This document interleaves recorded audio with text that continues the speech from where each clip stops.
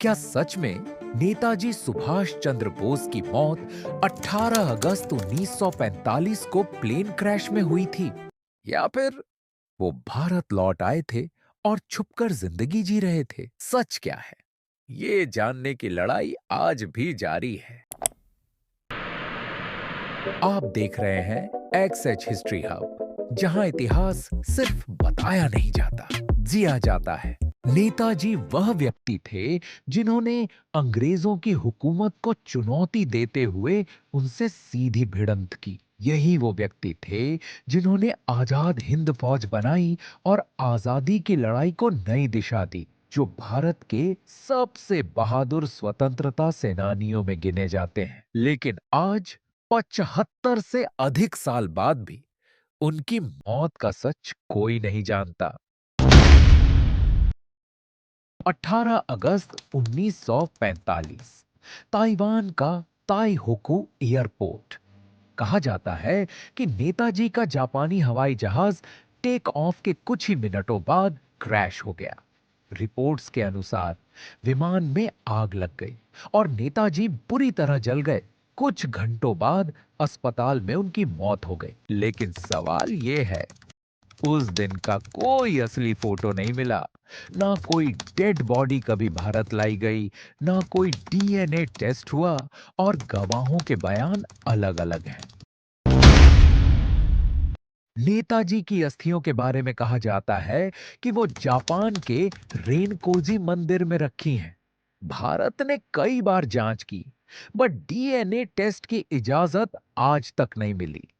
सवाल उठता है, अगर सच में वही अस्थियां हैं, तो डीएनए टेस्ट से डर क्यों? कई नेताओं के बयान के अनुसार लाल बहादुर शास्त्री ने कहा था, नेताजी जिंदा हैं, मैं उनसे जल्दी मिलूंगा।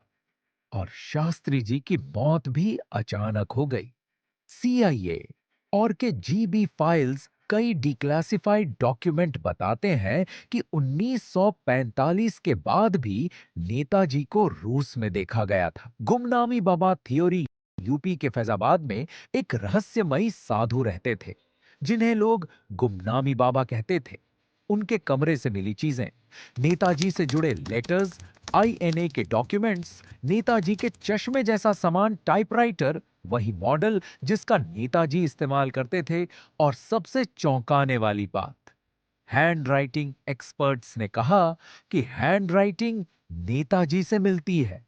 मुखर्जी कमीशन ने 2005 में कहा, नेताजी की मौत प्लेन क्रैश में नहीं हुई, लेकिन सरकार ने इस रिपोर्ट को रिजेक्ट कर दिया।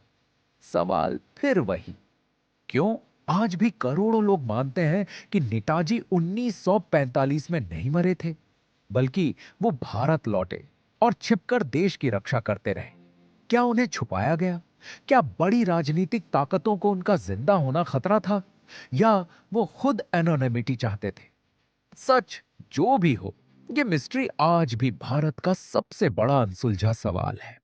एक क्रांतिकारी जिसने सब कुछ देश के नाम कर दिया, क्या वो बिना सम्मान के चुपचाप चले गए, या इतिहास में सबसे बड़ा सच दबाया गया?